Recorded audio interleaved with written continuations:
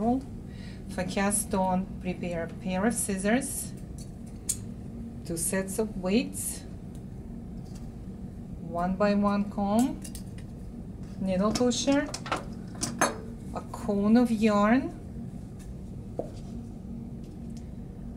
a comb. Tension spring is your last step, and under normal circumstances your tension spring approximately should be in this position. You're going to fix your yarn in a slot and prepare the machine for cast on. Preparing the carriage for cast on, this knob should be on normal, both brushes down, and the stitch size 4. Preparing the needles, you're going to, you're going to push out several needles. You're going to push out several needles. With your 1x1 needle pusher, you're going to push back every other needle into the B position. And now you should be ready to do a successful cast on. You're going to place the yarn in the feather, close the feather, place the yarn across all the needles, and steadily run the carriage across. Perfect. Can you show this? Can you come over and show them the cast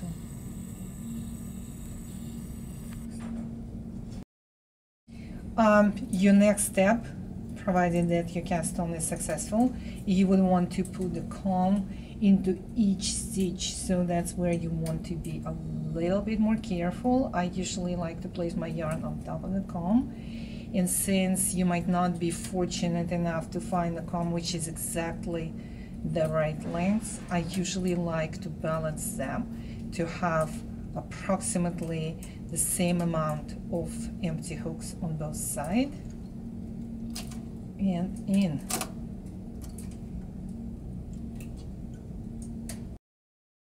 At this point, you're going to change the stitch size to about 7, depending on your yarn. You're going to bring your brushes up and bring the carriage as close to your work as possible, making sure that the yarn tension, that you don't have any slack yarn. In case you need to improve your yarn tension, just wind it around the comb. Hold the comb and pull it down, and very steadily bring your carriage back to the right, still holding the comb and pulling it down to the left. After you have at least a little bit of fabric successfully started, get your weights, and I like to put my weights right into the fabric, right into the base of your knitting, right on top of the comb.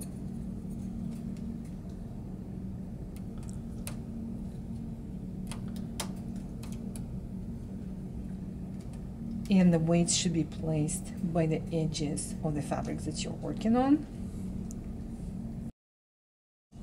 Since your fabric is a little bit short, I would like you to keep holding the comb and pulling it down away from the carriage so that it doesn't get stuck.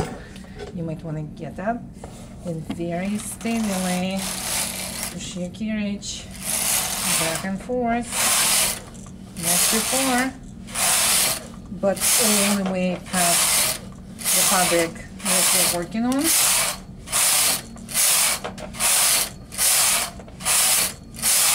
And you should be very successful.